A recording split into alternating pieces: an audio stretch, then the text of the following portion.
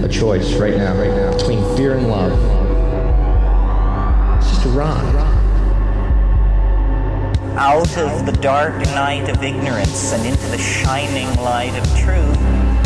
Expounding reality. A population of citizens capable of critical thinking. We don't see things as they are, we see them as we are. There's a level of reality where everything dissolves into an ocean of energy. We empower our experience by insisting on our authenticity. That's very profound. Very. Expanding reality. Welcome to Expanding Reality. I am your host, Brandon Thomas. On this episode, Matt Landman. He made an incredible movie about geoengineering called FrankenSkies, which will be linked in the show notes. It's completely free. You guys go check out this film. It is incredible. So, like we talk about, of course, HARP, chemtrails, weather modification, the tropospheric aerosol program put on by the Department of Energy. It just goes, and he is fascinating. Plus, we do some really cool deep dives on some spiritual, plus what does it all mean stuff. So let's just get right to this, guys. Without any further ado, Matt Landman. All right, everybody, welcoming to the show. It is Matt Landman. We are going to talk about how crazy weather is, but we're going to talk about how even crazier is that the governments of the world are modifying it into direst ends. So I've seen several things that you've been on. You have, of course, a wonderful movie, FrankenSkies, that we were talking about it earlier, man, and I just think it's one of the best films done on the genre of geoengineering, and simply because of the research that you put into it, the interviews that you did, the way you produced the film, as well as the clips that you pulled about people talking about this. And I love in one part with Michio Kaku, the anchor says, allegedly. You know, he was like, yeah, we've been doing this shit back in Vietnam, and she was like, allegedly. So they're kind of toeing the line with this thing, and we all know some shit's been going down for a long time. Now, I'm grateful for a young man like you out there that makes us all feel validated, because we've all been called conspiracy theorists whenever we point out the differences between actual trails of airplanes, contrails, and chemtrails. And people are, oh, you're just conspiracy theorists, you know, you don't know what you're talking about. But there is actually a whole lot to this, and you've done a wonderful job on this. I've been wanting to have a geoengineering talk, so as I always promise my audience, we get the best, and serendipitously, your assistant reached out, and here we are, my friend. So, with all of that, tell us just a little bit about yourself, dude, and let's launch the fuck into this shit. Thanks, and thank you for having me on. I really appreciate it.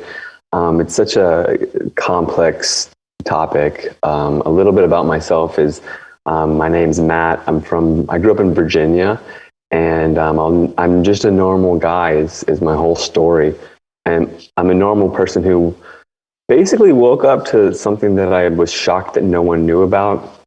I mean, I had known, that there were two sides of the story to 9/11, right? And that was kind of an acceptable thing. And even GMO foods were being labeled, But then when it came to whatever word you want to use, chemtrails is such a dirty word, weather engineering. Well, chemtrails is a broad word that encompasses, it's like an umbrella term that encompasses weather engineering, spraying particles on the people to experiment, geoengineering, which is the dimming of the sun. It's all these different terms for the spraying of particles in the sky. So we're just going to stick to the word chemtrails for now. Sorry if the word offends anybody or anything like that. But when I realized that chemtrails were real and no one knew anything about it, I slowly but surely kind of took the helm. And just to correct you, I think FrankenSkies is definitely the best by far. You said one of the best geoengineering documentaries. I think it's the best by far. You know what? I was testing you, and you passed. All right, nice job. Thanks. And I'm just saying. And then for the listeners, yes. But please, I'll do the Pepsi challenge or whatever, taste test challenge. And then you said the difference between contrails and chemtrails. Actually, come to find out, contrails don't exist. They are chemtrails. Really? They are just different chemicals. Yeah. Every time. Yeah, all the time, every time. In our lifetime, at least, This is breaking news to me. Thank you. Yeah. it was breaking news to me as well. And like when I did the first couple conferences and went on, I've been on like 300 shows. When I went on the first like 50 shows, I was like explaining the difference, you know, but then I realized it was all misinformation, disinformation, propaganda. And I was kind of spreading that, but I didn't know at the time. And thankfully, we didn't go dive deep into that explanation in FrankenSkies. Thank God. But I can get there and go there. But yeah, I'm just a normal dude that didn't come from money, definitely at all, or anything like that. So I'm not like privileged. But when I realized that something was going on that nobody knew about, it took me a couple years because I realized that there was activists already doing it, quote unquote, which I don't like. That I don't like being an activist and people are like, oh, someone's already doing it. I can sit on the sidelines. It's like, no, we're all in this, man. We all need to step up and be activists and represent the truth. That whole someone's already doing it is a mind control tactic. Yeah, it's a psyop, just like Q and the Bolshevik Revolution. Yes, exactly, and not, you know, yeah, Q, exactly. So that's tough, but it took me a couple of years of, oh, someone's already done it. Oh, someone already made the movie. Oh, but once I really sunk my teeth into these films, I was like, wait, I can do a way better job than that. Because there was this turd in the punch bowl kind of, I call it that. It's like you can throw this awesome party, but if there's a turd in the punch bowl, then people are just going to talk about that. It doesn't even matter how awesome your party was. And people do that with the truth. It's like you have this amazing chemtrail film, but then in the movie, middle of it, there's some stuff that any normal person, which I'm a pretty normal dude, and I grew up with all sorts of normal people because they all ended up in government jobs because I grew up in DC, basically, like right on the river, Virginia side of the river. But I grew up basically in Washington, DC. Imagine what kind of people.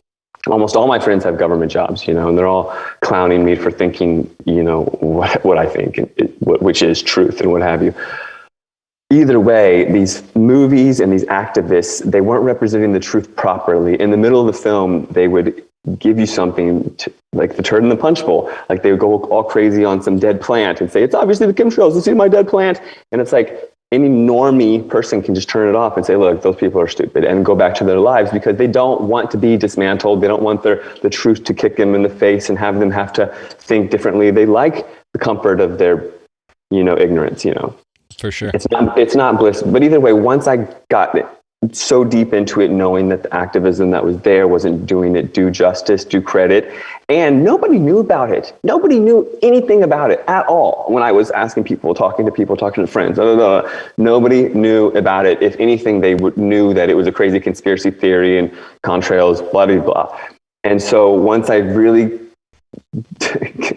realized that, like, I had to do it justice, you know what I mean? Because nobody knew about it. You know, it would be a disgrace to the truth to just let it slide, you know? So I really started diving into it and I got a tiny bit of traction and I was like, all right, fuck it, I'm devoting my life to this thing. Because, you know, no one else had. There were already vaccine activists. There were already GMO activists. And you know, those GMO activists, some of them died, brother. It's just so we could have labels on fucking food, man. And they've died for us. For labels. Isn't that amazing? So it's like, we got to step up and like own the truth just to represent them and what have you. So here I am, FrankenSkies, but it's the activist actually wears many hats, I've learned, and as you've probably learned.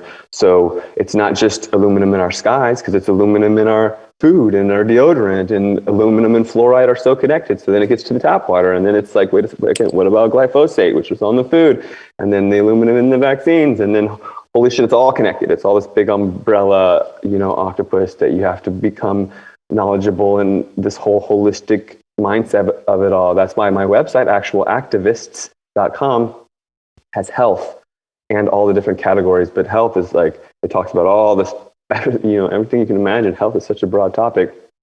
So the activism becomes this like truth frequency where you just start to learn all these things. So I've moved into 5G and I'm not just the chemtrail guy now. So here I am. Nice to have me on. Thanks for having me on. Thank you. I appreciate it.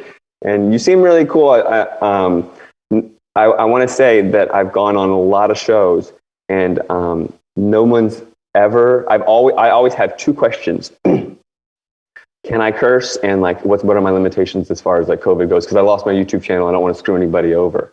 And you were so on it that you like told me ahead of time. You know, no one ever says anything ahead of time, or they're like, "Oh, Matt, you can't curse," like right when I'm on a roll, or I've got to like stop and be like, "Oh shit, can I say that?" You know, so I appreciate you being on it.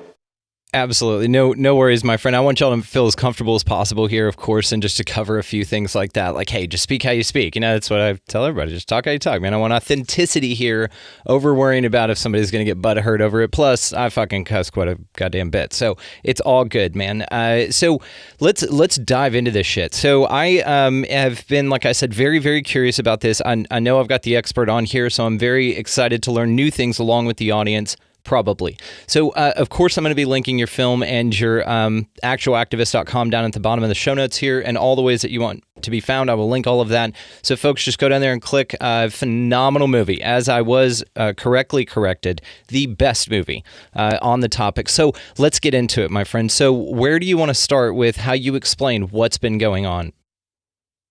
Well, we could first talk about geoengineering, which is a term which is becoming normalized and in our face, and this is like a scapegoat term for the word chemtrails, and it's like the most important thing that anybody can talk about right now, and they're not talking about it. Every human on Earth, it's like, if we're going to do anything about this, it's now, because there's this whole agenda to normalize and launch geoengineering, which is the spraying of chemicals in front of our sun to dim the sun, to slow down the warming of global warming, which is nonsense, which is already BS. You know, I heard about that. What, Bill Gates wants to like dim the sun for everybody's benefit? Get fucked. That's not happening, right?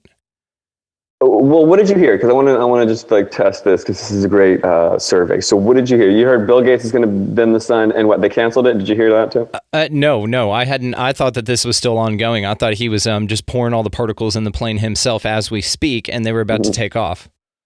So they said they were going to do it in Sweden this year. Well, okay, so first off, they were going to do it in Tucson in 2018, I believe it was. I held a conference down there, and it would have been 2018, maybe 2019. Let me get my years together. I think it's 2019. I held a conference down there. We had a huge turnout, protest, concert. It was unreal. And we put their little experiment on hiatus. They moved it to Sweden because of our activism. It was amazing, inspiring. I mean, I got arrested at my own conference. It was an unreal day. It was an unreal Tucson experiment. I was the experiment of like all this nonsense. Tucson's a totally heavily infiltrated like government city. I probably will never go back at this point. But what we did is we informed the entire region that this experiment was going down. Not that chemtrails were real. I mean, people got it, but more so like, do you consent to this experiment, which was the spraying of nano dust aluminum over your freaking city to see what chemicals work best to dim your sun. So the mainstream news now is this year in June, they were supposed to do it. In 2021, June, they were supposed to do this experiment, and then they put it on hiatus. But what's really suspicious is they say they're going to do it next year, but they're putting it on pause to... They say it's to address the opposition, but they have the opposition controlled, and the controlled opposition, which is a term, you know, I hope you all know about this. The controlled opposition, they are asking for governance of this thing, which is just like the UN or the US government being like in charge, and it's a slippery slope towards a horrible outcome, which is publicly spraying our skies with metallics all the time, not just here and there like they do now, which they do it often. They don't do it here and there, but like way more than they even do now, because they'll be doing it publicly, normalized, completely public. So our time to like wake people up and protest this is like kind of right. It's basically right now. I'm working on the sequel FrankenSkies 2, and I pray that climate change, FrankenSkies 2 climate chains like shackles. Yeah, great job. Because of the Hegelian dialectic, a problem reaction solution, what global warming actually is, which is this kind of cornering us into this, oh, we need to dim your sky with geoengineering world. And what is geoengineering? It's chemtrails in your sky all the time, mixing metals to deflect sunlight. So we don't get sunlight. Our plants are us, vitamin D, hello people, this is very, very bad. This isn't just like labeling food or like trying to make someone get the jab. That all these things are very, very, very, very huge and important. This is like, it's so huge because no one's even talking about it, and they're just gonna like slip it all under the rug and then put it in the headlines. Oh, this is now normal, and congratulations, you're welcome. So that's something. They did this over in Dubai recently. They said that they were seeding clouds to make it rain, to cool everything down, of course, in a drought. Then they did this very publicly. This was in, I think, Israel and Saudi Arabia, wasn't it? Well, that's interesting. And yes, they did. And Russia as well. And this is just now in the public vernacular. Okay, so in the 1960s, 1913, in San Diego, this guy Hatfield, Professor Hatfield, he was hired by San Diego to make rain. And he proved that he could make rain just by building this like 35-foot tower and seeding oncoming clouds with this like mix of chemicals. He made it flood in San Diego. He burst dams. Like they got so much rain that the dams burst, and he was sued by the city for doing his job too well. And since then, it was public knowledge that we can make rain, right? So in between now and then, which we're talking over 100 years, they've been able to quiet that information. Like in the 60s, they made it flood in Vietnam. Vietnam, yeah. The whole world allegedly.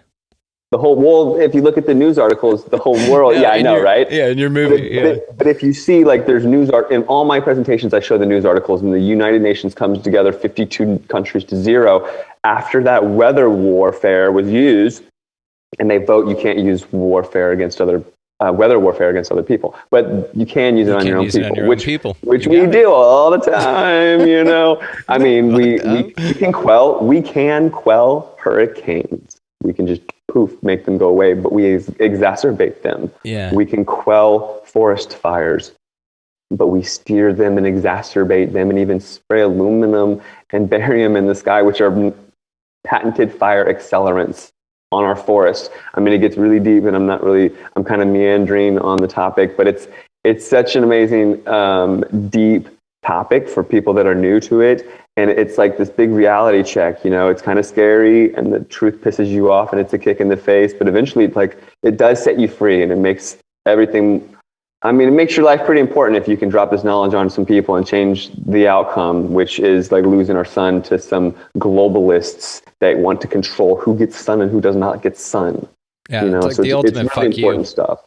Yeah, it really is. It really is. And it's a way for control. I mean, that's what this is. And you talk about the Hegelian problem reaction solution thing, and that's exactly what they create here with this, is that now they can make droughts happen in parts of the world that need federal aid to come in and rescue them, and then they can be like, oh, well, for a certain percentage of your tax dollars, we'll send some clouds your way. But the problem is that with HAARP or some other sort of technology, if you can control it to rain, you can control it to not rain. And so therefore, it would just be this constant cycle of manipulation for more power if you hate another country, then you make a deal with that country to screw over part of its, landmass, part of its population. Somebody took a shit in my punch bowl, and it's all anybody could talk about at the party, and now I just want them back. And so you can do this type of stuff, flood out cities, make drought happen, steer hurricanes to take out any part of your population, which then feeds into the need for more government, because now your government's like, we'll come in and save you with FEMA and everything else, which just then pumps more money into this thing. It could be viewed as being that way, but it's definitely being manipulated for some sort of nefarious purpose. Now, don't these lizard idiots realize that they live on the same planet as us? That's a common question. Like, why would they do that to themselves? People say. And it's deep, and it's spiritual, I feel. And for one, they know what's being sprayed where and when, and they know what to do to get it out of their system as well, and whatever. And they're really, we all are no matter who is listening, and you think you might be a badass or something, we all have really good hearts, and we're not total evil sociopaths. We can't put ourselves in these shoes. We just can't. And we always try. Why would they do that to themselves? Dim our sun? That's crazy. We're all programmed together to think that this is just too big to be true, too crazy, but it is. And the answer is like, I could give like the really deep spiritual answer, which is I think they want to block our sun to disconnect us from our source to prevent our evolution as humanity. Whatever our human evolution is, whether it's towards utopia or spiritual evolution or evolution out of physicality or whatever it is. I don't know what it is. I'm just here along for the ride too, just like anybody else. But I think they're trying to dismantle it to push some transhuman agenda so that they can get control of us. Why? I don't know really why. Like, it's really deep, greed, like there's so many ongoing programs. And just to backtrack, so you asked about the Dubai thing. Yeah, they're normalizing something that's been available for 100 years. I don't know why exactly. It's like all of a sudden they're saying, oh, we made rain over here. And in Dubai, they made it with lasers. Like, you don't even need, the technology is so advanced now that you don't seed clouds with like silver iodide or frozen carbon dioxide, which is dry ice, which they did for decades. They literally zap clouds or no clouds with lasers from drones, and they know how to just make it pour. They know it. The technology. I mean, China cleared out smog for the Olympics. It's like known. Yes. Ski resorts make rain. Oh, even power plants. Like over here, we have PG&E, which was Enron. There's a big evil Californian power company, and they publicly seed clouds in the paper. Oh, we're going to seed clouds for our hydro dams to make energy. And people are like, oh, okay, yeah, for the energy. Well, why don't they do it for farmers? Because they don't want us to know that they can do it for farmers. It's just that like that. It's really accessible. Yeah, and NASA did this shit too with that huge thing, and Jeremy Clarkson, I think from, what's that damn car show? Anyway, Top Gear. He went over there and was like, oh, this is crazy, mate. And they're like making this damn cloud, and then it goes and rains. But that was back in, I want to say like early 90s, 80s, something like that. But of course, it's been around much, much, much longer than that. So, and it's something interesting that you said about them just telling us this now. There's other parallels with this right now as well. UFO disclosure that's been going on. So you've got people now, your government saying, oh, here's some tapes from the Navy, and then we're gonna trickle out some papers and stuff to you. Oh, and we've been having this program. It's kind of like this as well, but in a different way. They're not saying we're capable of doing this. That government over there is, and good for them because they're doing that for their people, but we're still not telling you that we're doing that. But it's interesting right now. And so when folks like me and you that have known about UFOs for a long time, I don't know how you feel about those, but also that have known that weather modification or geoengineering has been taking place for a very long time. Whenever they finally come out and say, oh, yeah, we're doing this thing, it doesn't make people like me and you go, yay, they finally told everyone. You and me go, why the fuck are they saying this shit now? How are they going to use this to screw over the population, right? Because to some people it's news, and to us it's like not validation. I don't get any sense of satisfaction from that. I get okay, motherfucker, what are you doing with this? Because we've known about it for a long time. They're trying to sidestep decades of treason. I've given it deep thought. What is it really that they're doing? It's treasonous. They're poisoning the forests. They're droughting the farmers. They're totally engineering the weather to their own good, not ours, to gobble up, consolidate farmland. Bill Gates is now the biggest agriculture. Of course, Bill, don't even get me going on the Bill Gates thing. But when they start to tell people that they're doing it, it's a disclosure kind of thing. Yes. And then they can really do it and sidestep all this scrutiny and transparency that was necessary, long ago. So I'm going to go on a little tangent about these different programs that are ongoing because I want to cover that contrails comment that I made before. So the chemtrails thing is already there's all these different programs at once. Every time you see stuff coming out of the back of a plane, it's some sort of program, which is unreal for people to really grasp and wrap their head around. But it's true. So you've got, from NASA, you've got a Charged Aerosol Release Experiment, CARE. It stands for CARE. I mean, it spells CARE, but it's a whole program.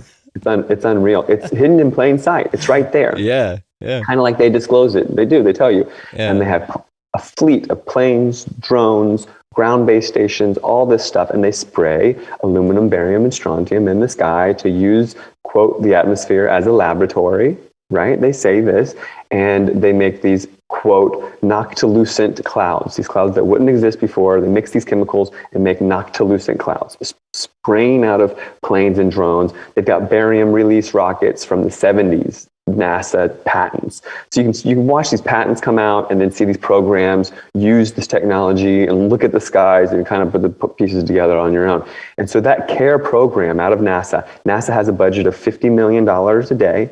There's hardly any scrutiny there or transparency there. And they have a chemtrail freaking program. That's one of the programs, one of many. Okay, the Department of Energy has a chemtrail program. And this one, if you really want to know about chemtrails and you really want to go there and be like that rabbit hole conspiracy dude, or even yourself, Brandon, because it's so deep. This one is unreal. This one document, like kind of like disclosure you're talking about with whatever it is. This is like right in our face. So it's called the tropospheric, troposphere is a layer of the atmosphere that's close down to us. The stratosphere and the troposphere are near us, and the ionosphere is higher. Different layers of the atmosphere have different weather patterns, what have you. The Tropospheric Aerosol Program, TAP, from the Department of Energy. So it's TAP-DOE, right? Tropospheric Aerosol Program, Department of Energy, and then it's a PDF file, which is like a compressed file if you don't know. So, and it's like 99 pages. So you type in TAP-DOE PDF in your search engine, and you get this PDF that you can download and look at. And it's so full of technical jargon, but it's from 2001, right before the biggest distraction we were ever going to see, which was 9/11. Mm-hmm. And in the document, it discloses everything. Talks about their program of spraying the sky, and they really get deep into spraying the sky over forest fires to get their chemicals to stick to the smoke. They experiment this is all in this document, and it's like right there in plain sight, 2001. It's like they put it out there, and if you are smart enough to find it, then it's like, well, yeah, we told them. It's like part of their, I don't know, karmic disclosure or whatever it may be. I don't know exactly why they show it to us, because they don't have to have that public out there. It's crazy. So in 2001, in this document, they have a portion like page 50 or whatever, where they experiment with their resources of their drones and planes and helicopters and mixing of chemicals in the sky, spraying chemtrails, right? And they do it not over some like farmland or some random mountain or something. They do it over Nashville, Tennessee. And they have a map of it. They're like, we did these 12 lines here and then mixed these 10, 12 lines here. And this is what the chemicals did mixing together. It's unreal. The contrail word, that this is like a psyop, and this is why we're all so divided and confused on it. And like someone's looking at the sky, it's like, is that a contrail or a chemtrail? It's like, oh, son, I'll explain it to you, and blah, blah, blah, and look in Wikipedia and all this. Okay, so first, just a quick side note. 1965, the engines started being outfit with these Rolls-Royce high bypass turbofan jet engines. They're 2-ton titanium and steel. They slammed into the Pentagon and disappeared. They weren't even there. But supposedly, didn't even break the glass or anything. 2-ton titanium steel engines. These are big turbofans. They're just turbofans. They're like propellers. And all they're doing are pulling air through them as like a propeller. There's no heat going on. There's not some crazy combustion. Like if there was some inefficient, crazy heating, like that wouldn't be efficient, and all of that gas would get burned up all quick and stuff. It's a turbofan. It's a big fan blade. Like my dad, actually, rest in peace, was a pilot, and we would go through freaking flocks of birds, and they're not coming out singed. They're not coming out singed, dude. They get chomped up, and maybe the fan blade gets damaged or broken, but they're not coming out heated out the back. There's no heat. Okay, when they turn the freaking airplane on at ground level, you walk by, it's not like you're getting fucking burned by it or anything like that. There's no hot air. And this whole condensation story, it's like anytime you see a plane going by with nothing coming out the back, that's normal. That's it. Okay, you see something else, there's some sort of play going on. There's so many programs going on. And in this document, the Tropospheric Aerosol Program, DOE, they call it precursor gases, meaning gases that they lay out first before they lay out the other gases to get the other gases to like stick to stuff or whatever. So they're laying out like barium, which you can't see as well. and then they put in aluminum and it mixes to it because they're negatively and positively charged. They have chemical reactions and they're doing their thing, whatever they are, dimming the sun or playing their game or whatever. And they're telling us, it's like when you make a soup, you create a base. That's what those contrails are. They're precursor gases. I call them primer planes. And if you really start to watch the sky all the time, like I do, you'll see the primer planes come out. And it's like, oh, all the planes are these little short chemtrails, and they're priming the sky. And once they've gotten it ready, maybe it'll take a day or a couple of days. Once they've gotten it ready, then these long trails come out and they stick. It's like, how do they stick so well? It's because the sky got primed. And they have next rad stations on the ground that can see how much barium and where the barium clouds and what they're doing and all this sort of stuff without us being able to see it with the naked eye, because it's just gaseous barium, which we can't really see, but it's highly toxic, and it's, again, a patented fire accelerant. So in this Stratospheric Aerosol Program, Department of Energy document, in the back, there's an appendix, and in 2001, they dropped like $4 million on just risk aversion, risk assessment, like not getting caught, not getting exposed, exposure assessment, risk aversion, whatever. And it's like, dude, the behind the scenes, totally doing this program, full-fledged, like starting around then, 2001. And so people ask, well, why does the Department of Energy have like a chemtrail program?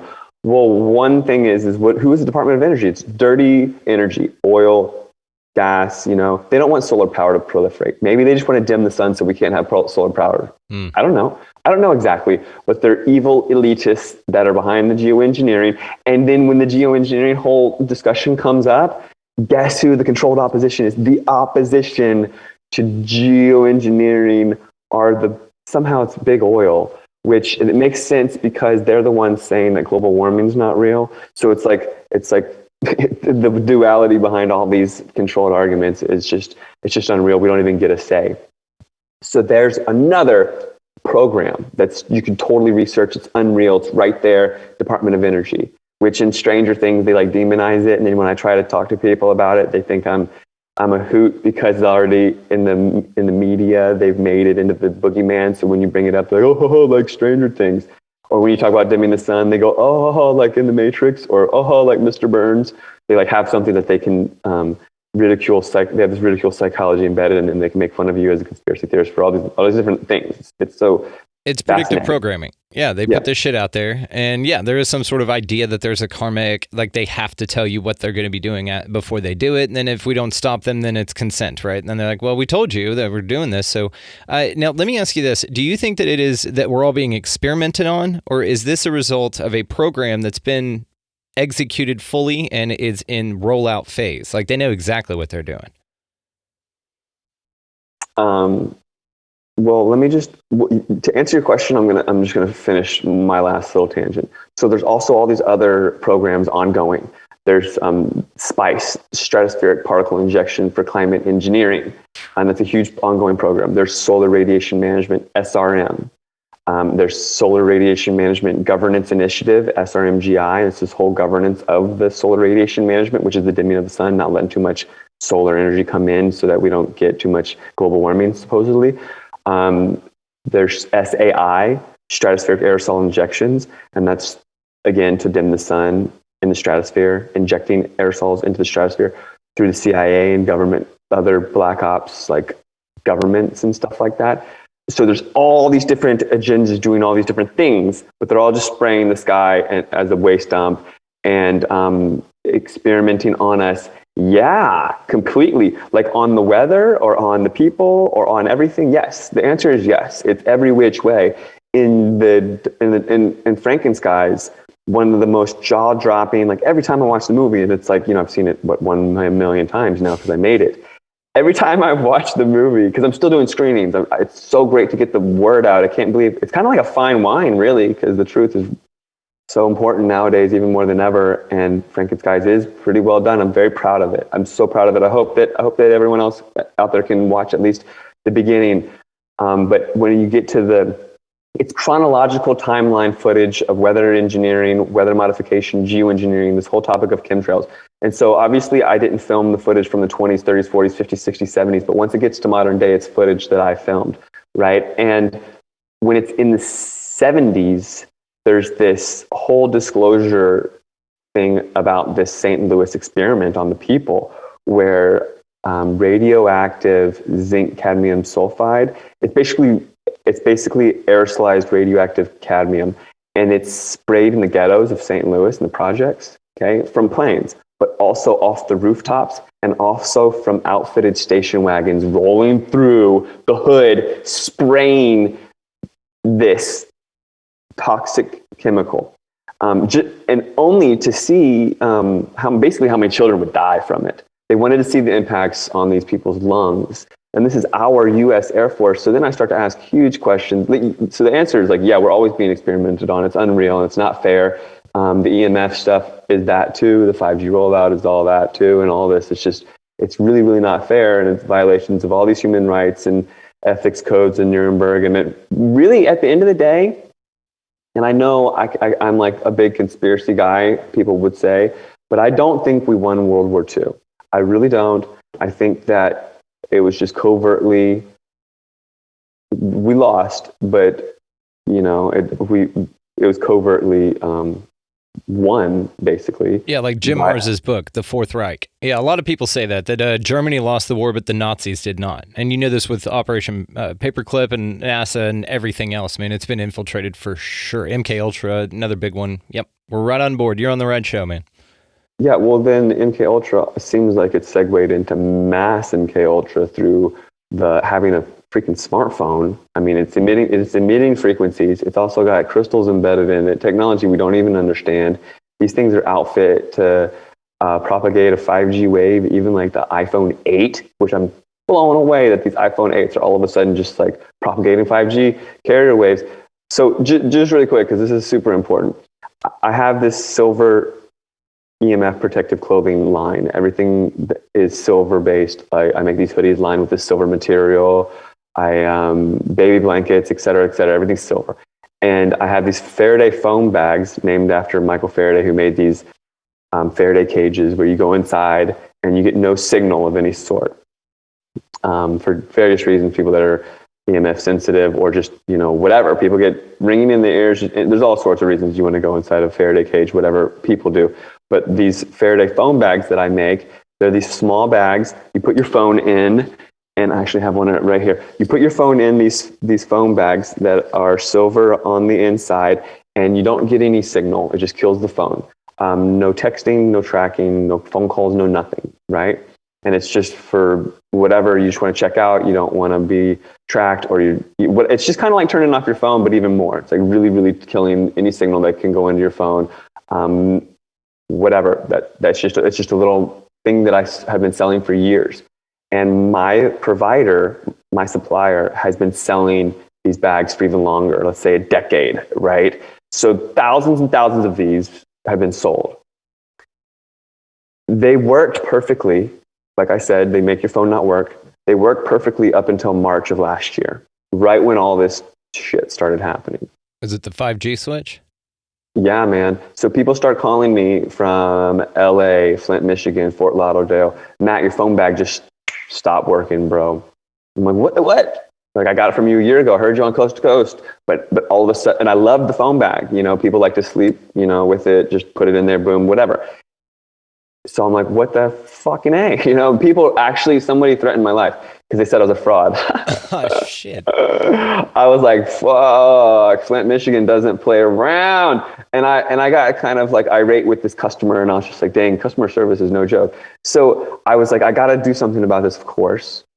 And I talked to my provider, and they're like, look, we can just double layer. I'm like, that's our solution. And I'm like, damn, I got to pay double then. And they're like, yep. Did it work? Yes, it worked. So is that because the signal's more powerful, so it can get through that one layer? Dude, like way more powerful than it ever was. Like which means I would it's estimate impeding on us way more dramatically than any other previous electromagnetic frequencies before it. Yeah, I would estimate like maybe even like 5 to 10 times more radiation than it was before. And it's a different type of radiation, actually, because it's propagating this really small carrier wave. 5G is a different tech. you're pushing along the carrier wave for everyone. It's not just your data on that phone. You're pushing along the signal. So it's a very small carrier wave that can like get absorbed into you more easy. It's kind of hard to explain, but it is what I just said.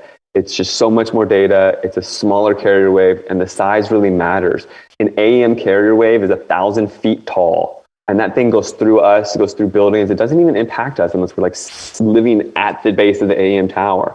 FM radio waves, same thing. They're like 10 feet tall. Wi-Fi waves, like I don't want you to sleep right next to your Wi-Fi waves, but those Wi-Fi router, but the Wi-Fi modulates, but it's still like, it's like 30 centimeters. It's like a foot. All right. These things, they impact us, but nothing like 5G. It's so small that it absorbs into our cells and it can totally impact us. So the fact that it started penetrating these bags, it blew my mind. And then come to find out, when people are saying that they have these symptoms, like Loss of taste. Loss of taste, bro. Yep. That's radiation signal. So I wanted to ask you about this because 5G is definitely something that's interesting. It's another one. It's going to be up there with chemtrails pretty soon, where everybody's, you fucking conspiracy theorists. But actually, there's really something to this. There was a book written not too long ago called The Invisible Rainbow. Have you ever heard of it, by Arthur Firstenberg? Yes, it's on my bookshelf. I love it. There you go. Absolutely. So this concept is very fascinating to me. This is the one that would you take on a project like that, like explaining that book, basically all the information in there in a film? I think that would make an incredible film, dude. Yeah, I had a film I was working on, and I should get back to it. It was called Altered, and it talks about it gets really dark though, and I didn't want it to be. I didn't want to make such a dark. It goes into the future of it too, because yes, it goes from the Spanish flu and the increase of the electromagnetics on Earth and people getting sick from it. But people adjust to radiation. They don't just die from it if it's not that intense. It's so intense we can't even feel it. The difference between different types of radiation, it's basically the threshold of can you feel it or not feel it. Okay, I mean that's really what it is.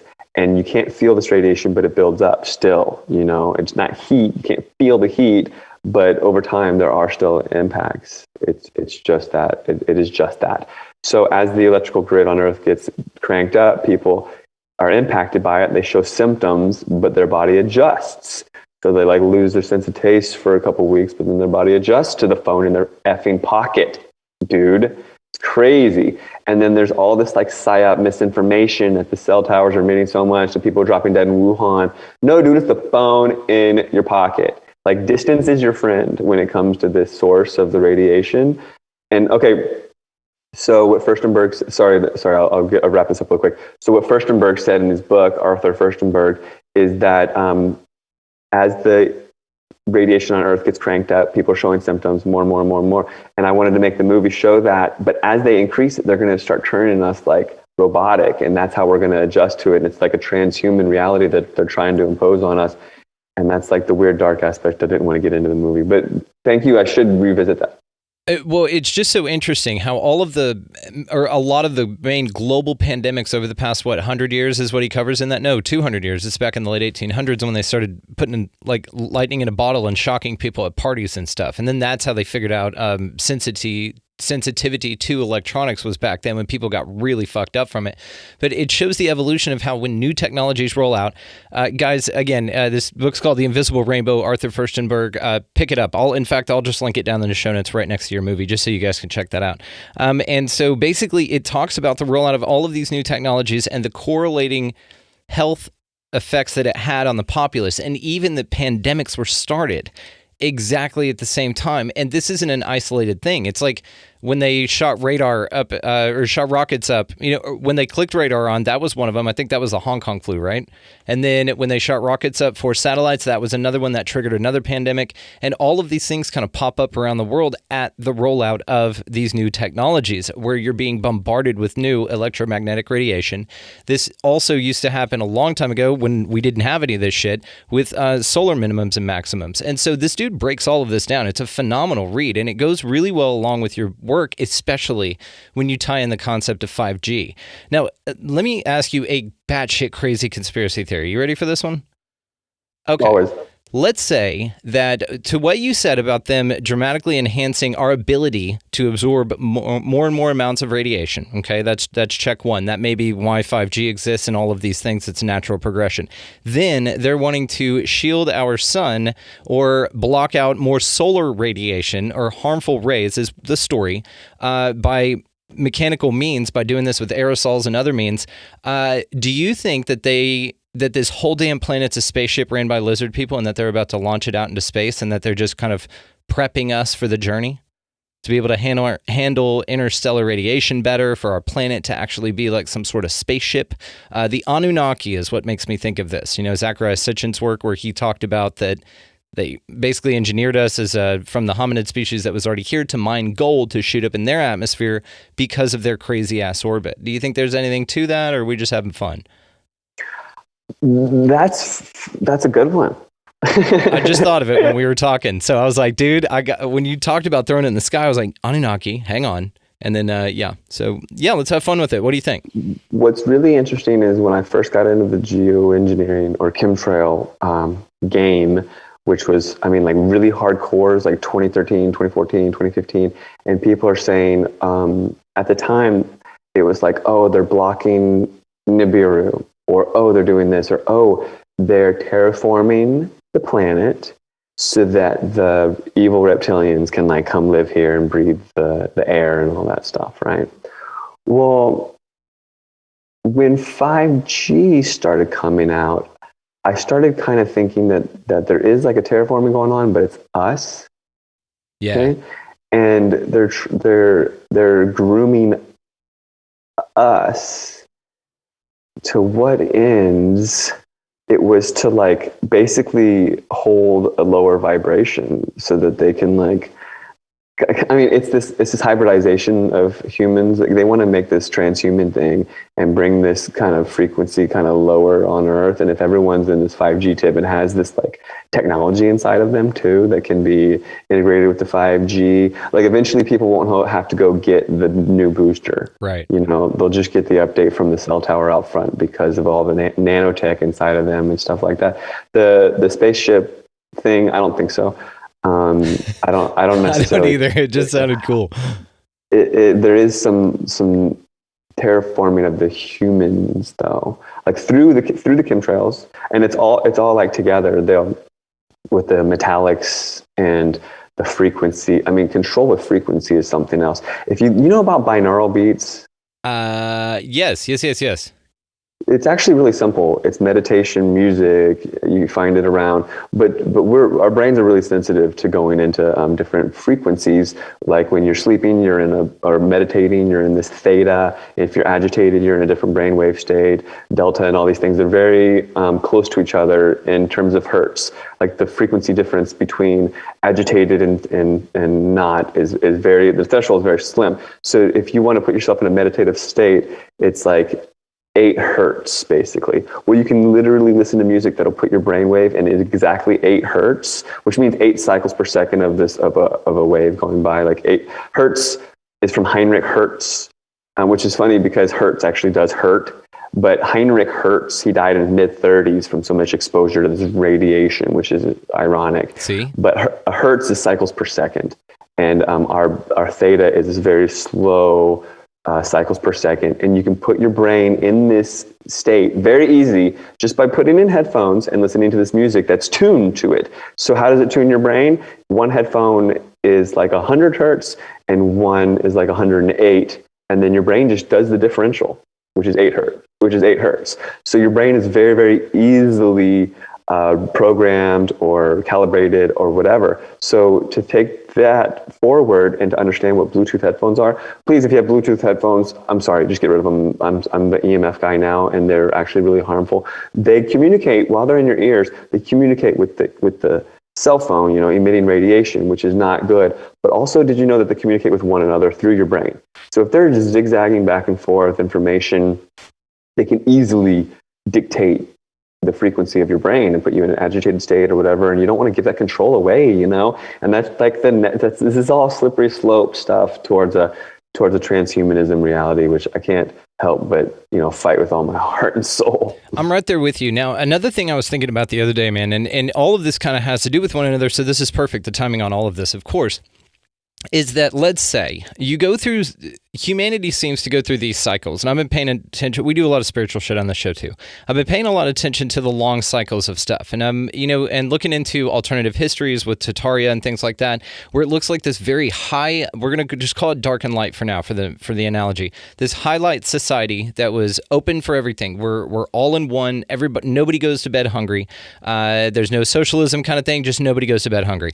They had wireless electricity, which they shared with everyone. This just thing that we really, really want, right? And then there seems to be this divulge in, I don't know, I would say intelligence, because it seems like lizard people came in at that time.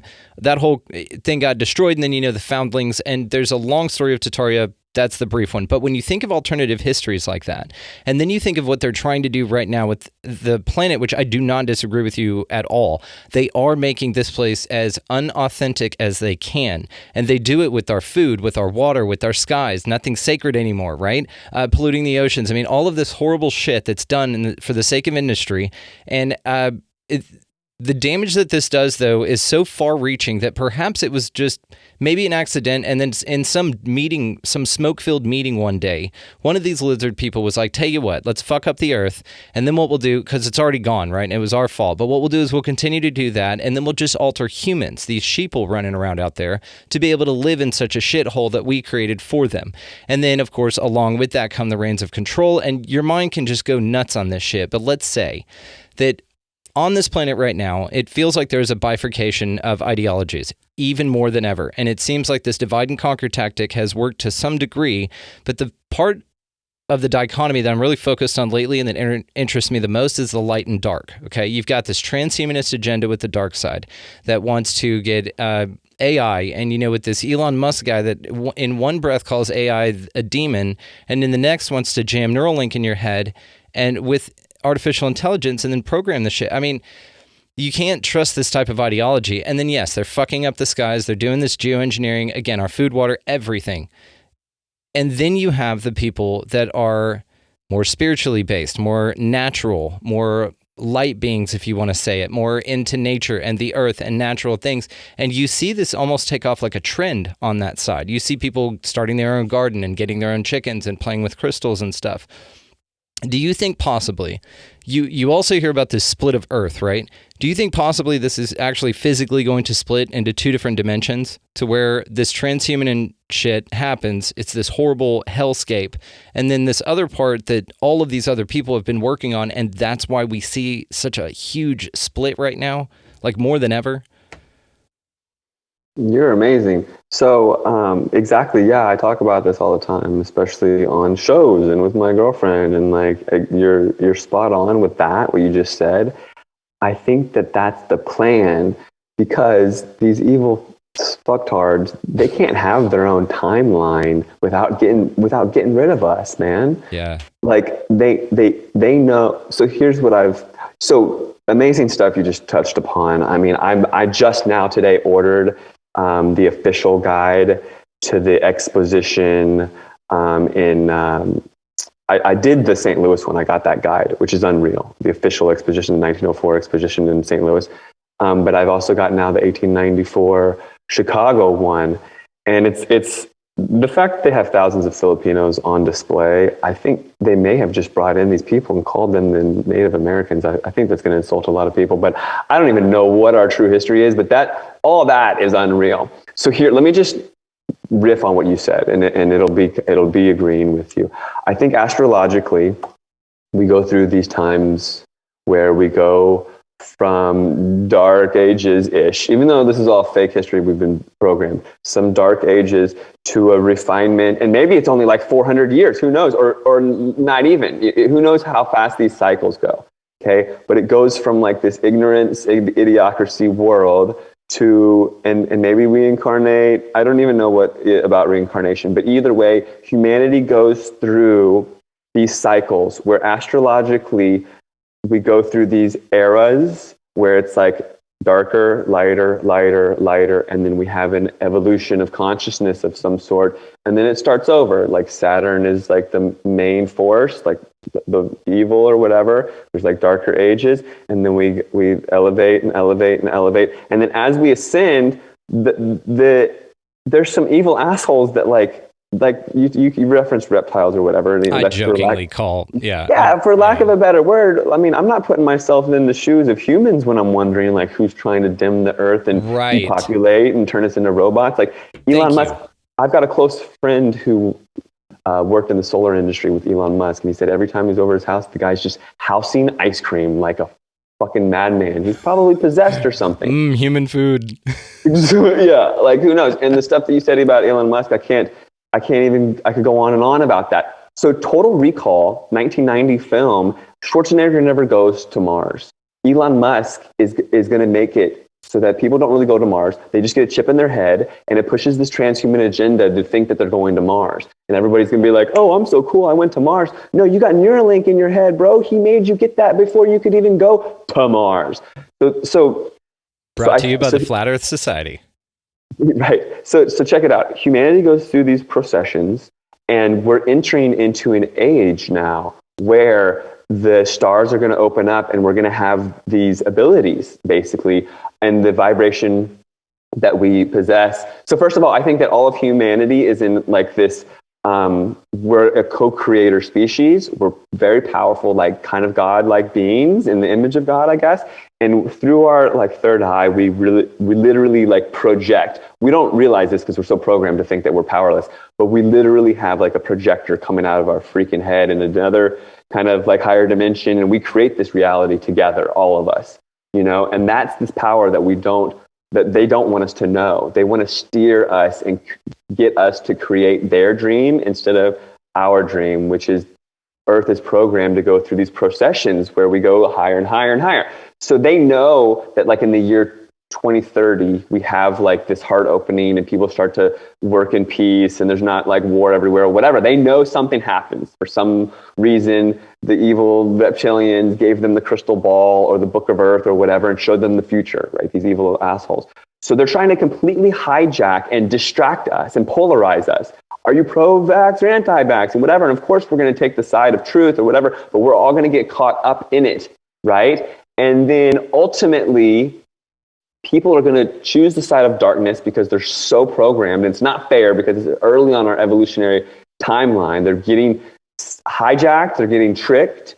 And all the people that are like in favor of truth are going to be so like refined from this that I think they are trying to create a timeline split. They can't hijack this entire timeline because we're all here. All of these like us, the truth seekers, the truth bringers, whatever you want to call us, like either we are a reaction to the darkness, or we're just this balancing force, or we're like the seeds that have like come, whatever. I don't know, but God has a plan, and I don't think it's going to be that we split and let this shit go to total hell and the devil gets his souls or whatever. I don't want that to happen. I don't want to give that anything. I want us to all go together, including those reptile assholes. We all ascend, and if it starts back over in darkness and they got to go down and rework their karma again, then let them do it. But they don't get to hijack any fucking timelines. Fuck that noise. Well, you know, and the idea that this happens like with the Yuga cycles or with the Hopi, you know, they've talked about the Earth being destroyed. I think we're in our fifth reincarnation of the Earth itself. The Mayans, of course, you know, that big change that was supposed to happen in 2012, and then the connections to the Mandela effect, which I fucking love that one. But if you look at the way that everything's playing out, and it's easy for us, again, and I love what you said about, I'm not thinking of a human whenever I put myself into the position of somebody that can do that. I completely agree.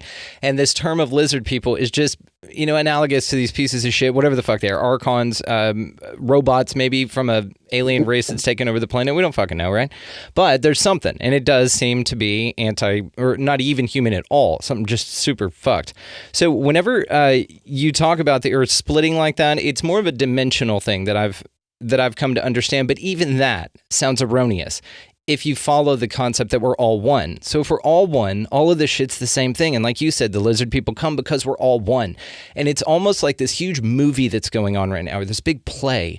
and the actors of the actor acting the part of the hero and the villain bow at the same time at the end of it. You know, it's like a big Civil War reenactment, only on a scale in which is not perceivably false to us or not real, right? Because it is real from our perspective.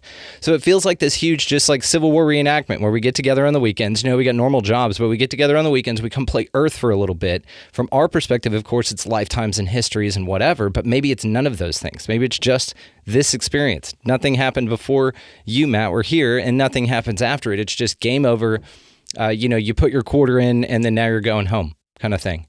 It's crazy. I love these concepts and this thought experiment stuff. So bring us back. I wanted to ask you about HAARP real quick before we wrapped, and we'll probably cut it here pretty soon, Bubba. But you're fucking fascinating, man. You know you're welcome on here anytime. You're Soul Tribe, dude. Thanks, brother. I really appreciate that.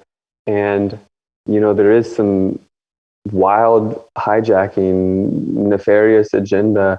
And in my life, okay, I was privy to seeing some real darkness in my micro of the macro.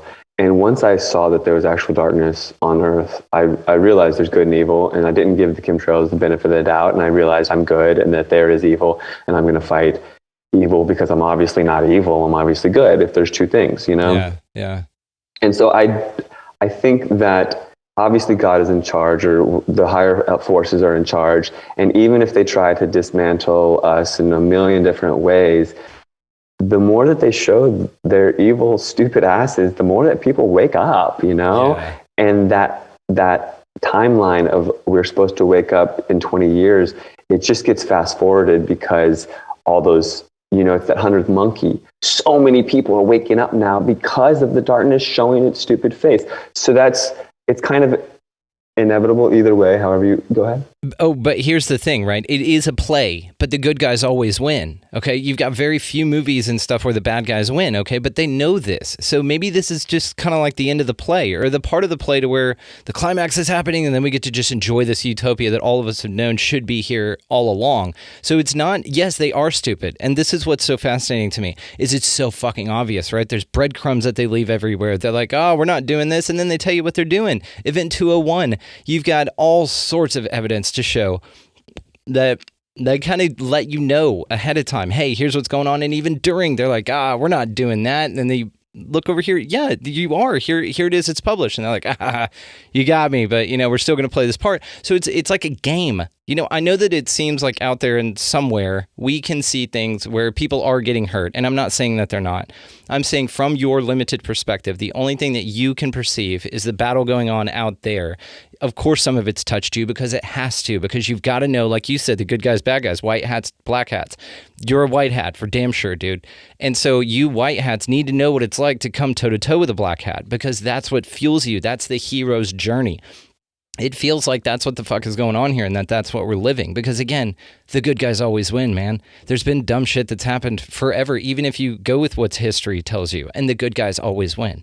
And especially lately, it does feel like we're winning. And it does feel like that 100th monkey thing. I'm glad you brought that up, to where it does seem like because the darkness is so dumb. But again, it's one of those things. Maybe it's doing this on purpose. Maybe it's being so erroneous because the pace at which the ending wasn't being scripted out very well, because it took people forever, because the Real Housewives of whatever was a little bit more effective than they wanted it to be and made everybody super lazy, so they just didn't get off their asses. But now there's this huge, evil, fucked up thing going on, and a lot more people are like, oh, okay, I'm awake, which is wonderful. It feels like the conclusion to the story, you know, or just at least the next step that brings us to this kind of utopia that all of us have wanted since we were kids. You know, it just feels like this thing that has to happen for us to, I don't know, enjoy it more. Well, yeah, it's a beautiful opportunity. I mean, we could easily just say public schools suck, but then we send our kids to public schools. But now we're being forced to create a whole new world. Yes. And in that, you know, being an activist and leading the way, I'll talk about HAARP after I say this one thing. We've been planting seeds as activists, you know, and we'll continue to plant seeds. You know, whether it's just even dropping the name FrankenSkies or telling people fluoride is bad or whatever, these seeds of truth that we plant all the time. You know, people pass over your show and maybe they dismiss it, but these seeds are planted. The soil has become so fucking fertile, bro. And the rain is like thumping down, dun, dun, dun, dun, dun, dun, dun, dun, dun, dun, dun, dun, dun, dun, dun. Like the seed has to open up. It's like it's being forced to, you know.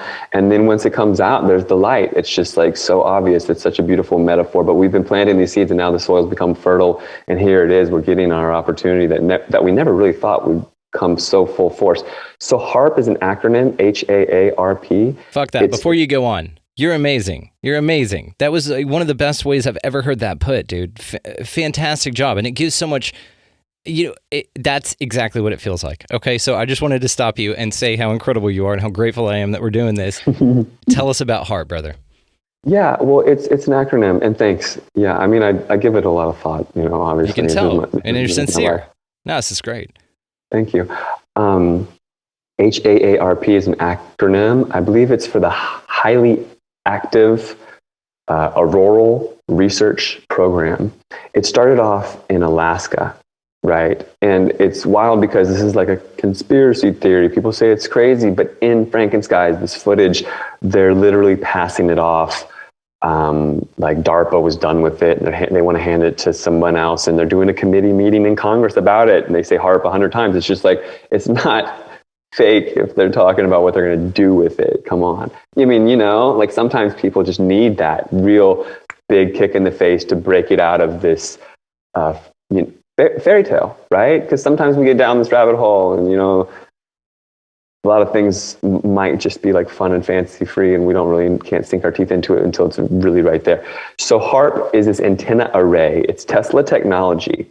And when Tesla's technology was taken, it went kind of black ops, and they kept playing with it, right? And what they learned is you can use antennas and use radio waves and have those radio waves intersecting just like a microwave, actually. I just realized this. Wow. Yep. A microwave, when you have a microwave, it's little radio waves. It's everything is radio waves. We call it light, but then there's light that we can't see, and those are radio waves. Wi-Fi is another radio wave. It all travels at the speed of light. It's just utilizing light to carry information. We can only see Roy G. Biv, but just outside of Biv is ultraviolet, and just outside of Roy is infrared. And we just can't see those things, but it's just the curvature of our eyes. And I think when we were giants, if we were giants, we could see all this stuff and not be attacked by it, which is totally another rabbit hole, and it's amazing. But the HAARP thing that they learned, the U.S. Air Force and Navy and what have you with Tesla's technology, they learned if they used these antennas and intersected these radio waves in the sky, they pick a focal point in the atmosphere. It can even be miles away. And then they intersect these radio waves, and they can create superheating. If you lay out chemtrails, aluminum and what have you, you lay out the metal dust, and then you superheat it, you can heat the atmosphere to near the temperature of the sun with this, right? So you create superheating, and of course, if you can create superheating, you can create high pressure, which is just hot air or air that's going up. And if you can create a wall of hot air, you can steer jet streams, do all sorts of weather warfare stuff. So they had this huge football field of these antennas that are like 40 foot tall. And they started steering the jet stream from Alaska. They started steering the jet stream that comes into the Pacific Northwest. So from over there, they were steering this whole atmospheric river. For those that don't know, there's this whole river of moisture that flows in the upper atmosphere, and it's like a river. It's called a jet stream because it's a stream of water. It's like a river in the atmosphere, and it comes off the Pacific Ocean, and it's seasonal. But usually it's like from October to March, the whole Pacific Northwest is getting drenched, and this river of moisture comes across the transcontinental United States, and it meanders, but it's this traditional, annual thing. Well, if you can put a wall of high pressure, you can drought out California, which is what they did, and all this sort of stuff. They started steering the jet stream with this making of high pressures with the HAARP. Well, that technology of intersecting radio waves to create high pressure, to steer jet streams and create drought and create heat waves, or attack Iran with it. The president, Ahmadinejad, he was complaining about this, but they do that. Or you can, with these technology, you can just make the clouds not rain. And there's so much you can do with the HAARP technology. They've been able to shrink the technology. They're now called Ionospheric Heaters, and they're in these big golf ball looking things. They call it NexRad. They say it's for weather prediction, but it's actually for control. It kind of control. is. Well, yeah, it is. So these things are mobile, and you can see them on your mountainside sometimes, these big balls, white balls, but also they're mobile. They're on aircraft carriers and what have you, and they go around and make hurricanes and stuff like that, and steer jet streams and do nefarious, crazy things like that.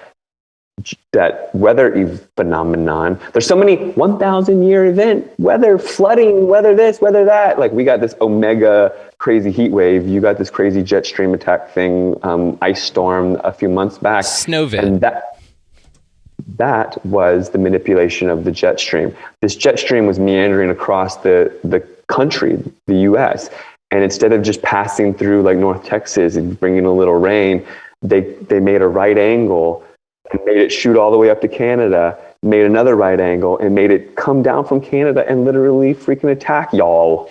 Yes, they did attack us, and excellent use of the word y'all. I do appreciate that. And it does, it was pretty messed up because you go deep with this one too, that it was an attack on our power grid, because there are 3 power grids in the United States, one that controls the East Coast, one that controls the West Coast, and one that controls Texas. God bless it. We got our own damn power, but there's other shit. If you believe in the theater of politics, Biden signed over the agreement for China to dick with our shit months before this happened. And then ERCOT, which is the power company, took over, and then they just happened to not, take care of some wind turbines that would have had everybody survive. Instead, they caused billions of dollars of damage. People lost their lives, and it was a miserable fucking week for Texans, man. We don't live here because we like cold weather.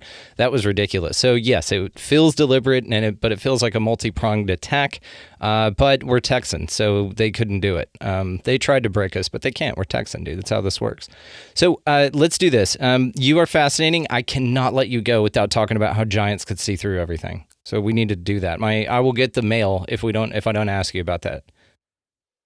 I believe that there's been various humanoid experiences in this realm, and that there's always been this battle of good and evil to fight the evolution out of physicality. Like, this is a very tight frequency that we're in here, and as we evolve, we can't even exist in this frequency anymore. We exist in a higher vibration, which might be another Earth or whatever parallel universe. I have no fucking clue.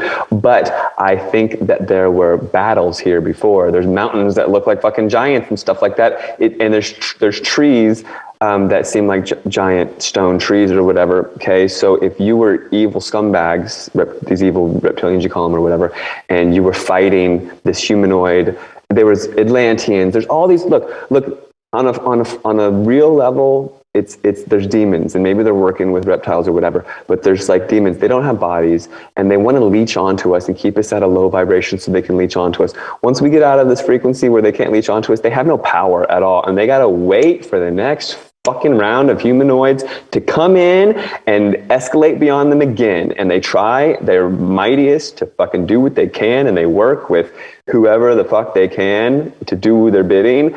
And maybe they'll get bodies if we do this transhuman thing for them or whatever. But either way, in these earlier fights, I believe they turned everything into fucking stone. That's what it looks like. And why? Because they wanted to prevent an evolution of consciousness beyond physicality. What better way to keep humanoids in physical form than to turn them to stone, if you have that technology, to sidestep this like loss of their entire realm, and to let the equinox go through and they start over, Saturn's in control, and like we start over from scratch or whatever, right? So the giants thing is totally fascinating on a lot of levels. The trees that are now stone, there's not normal trees. There's like a couple trees per civilization, and they're magical of some sort. I don't know, like some serious magical stuff. But also our chakra system and our kundalini, dude, it's compressed like a spring, bro. Like, I give this so much thought in meditation. I take these boiling hot Epsom salt baths and shit. I'm always thinking about this stuff, man, because this is my life, right? I'm trying to figure out what the fuck's going on. Like, do I go out and fight the fucking anti-vaxxers or fucking pro-vaxxers or whatever the fuck? No. I don't want to fight anybody. No, I mean, I'm not fighting anybody. Obviously, I'm the anti-vaxxer, but they want us to fight, right? So I'm trying to figure out, well, what's the real battle? What's really going on? And I think that to control us spiritually, really quick, to control us spiritually, our DNA was reprogrammed, and our chakra system was compressed like a spring, and now it's coiled all tight. Before we were giants, dude. It was open, and we could easily connect to our higher selves, and we were unstoppable. We had third eyes the size of a fucking grocery store. You know what I'm saying? I'm sorry, a car, a Miata, right? And they couldn't fuck with it. Yeah. And now the third eye is tiny, and they hit us with fluoride before we're even babies, giving us fluoride pills and aluminum, all this. They're attacking it because they know what's up. They programmed us to try to get us stuck. I mean, they engineered us to try to get us stuck in a vibration where we could be stuck there forever with transhumanism, reality, and all this stuff. Because the stars are going to keep going through this progression over and over and over and over, and we're supposed to ascend with it. But with the biggest distraction ever and polarizing us and getting us to fight, we might, be distracted enough. But they can't win. But yeah, it's so deep, dude. That's my like really short elevator pitch on the giants. I love it. And this is what leads me back to the thing that maybe we're not, because I've been under the impression, especially as of last year, because I was a Paul Revere conspiracy theorist. I wrote around the wake up, they're coming, you get it, you're being fucked. I don't do that anymore. I put messages out, and if people want to find it, they do, and it'll find the right people, but you're not here to save everybody. And this was a hard one for me, honestly, personally, to get to that understanding of, but I really do believe in this now. So to your point, no, you don't go out and fight people, and I know that was tongue in cheek. But why I'm saying that is because that's all you have, is to tend the garden you've got. All you can do is what Matt Landman can do, and that's it, man. And so you be that beacon, though. You be that lighthouse for when folks come calling. They say, man, I need a lighthouse in this storm, and that's probably what brought you up to Ashland, by the way. Is just that area. You said that it was a mysterious reason or something like that. Well, then that's probably why you're there for a reason. I would say it has something to do with this, though, and so it does feel though like. If the system that you just said is in place and you just got the gears turning here, I love the Devil's Tower ancient, and Sibs on Insta is an Instagram page. Have you seen that? Okay, check out Sibs on Insta. I'll message it to you. Just go ahead and check it out while we're talking. But it basically does this. It talks about how the mountains were all ancient creatures, and they do this. They'll show a mountain, and then they'll trace out the lines, and especially like that snake in, I think it's Cambodia. Is that where that is? That snake rock, right? It's got the damn head, the scales, and everything. It's ridiculous. So these things, though, excite the fuck out of me. And the reason I was bringing this up to the point I was making earlier, but maybe there is a bifurcation here. Maybe like they're kind of allotted, everybody's kind of allotted a shot, but there's things that resonate with you along the way, and you'll pick one of these two paths. Now, you can dip between them, but ultimately, you're going to kind of go white or dark hat, right? Or just apathetic to where it's just, I believe everything I'm being told. I don't think for myself. I don't want to do any kind of critical thinking, so I'm just going to go along to get along. You're over there with the archons, okay? You get your souls taken because you were giving it up anyway. But they're getting preyed upon, though. It's not fair. They are, and I want to say that I agree that everybody should get a fair shot, and I know that, but think about it, man.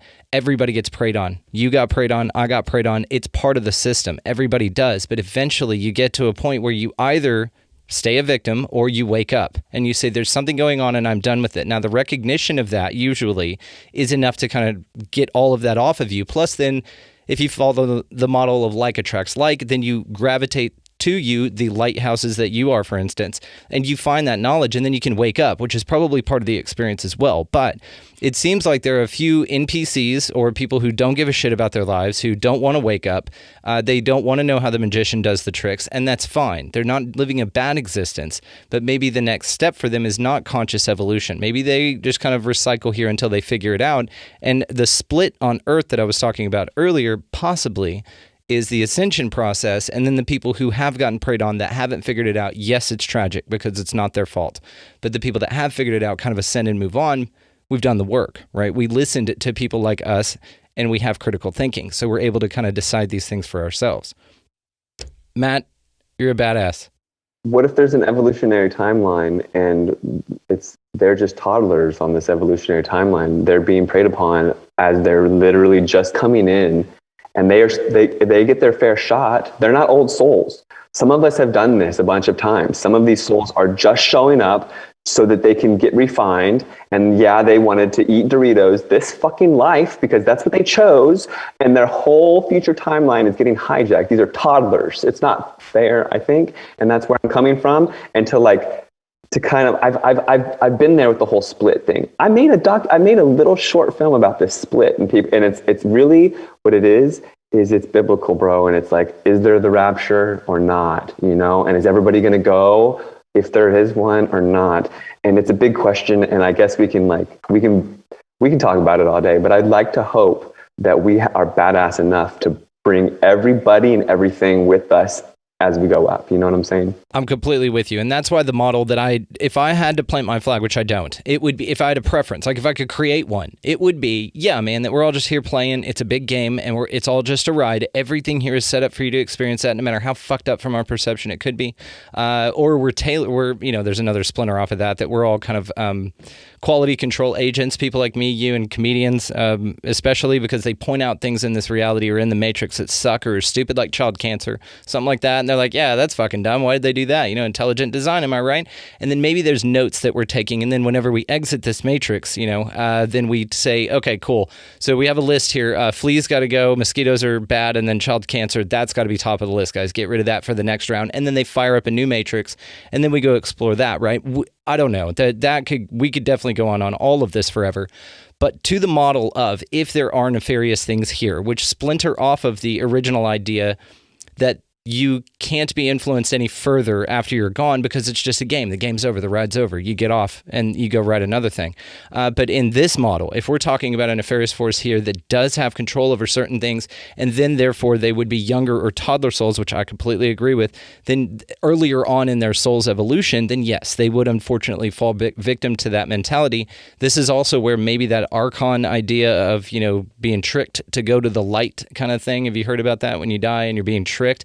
Maybe that's, maybe this whole thing about spiritual ascension is to learn in whatever life you can not to go to the light, and that you do something else, because all you're going to do is constantly get recycled here until you figure something like that out. We could go on this forever, Matt. I recommend going to the North Star. That's what I'm going to do. The North Star? Okay. Yeah, let's do it. I'm all about this. Matt Landman, I can't thank you enough, dude. I'm, of course, going to link all of the ways to find you down in the show notes, brother. You are welcome here anytime. You're Soul Tribe, man. So just don't be a stranger, okay?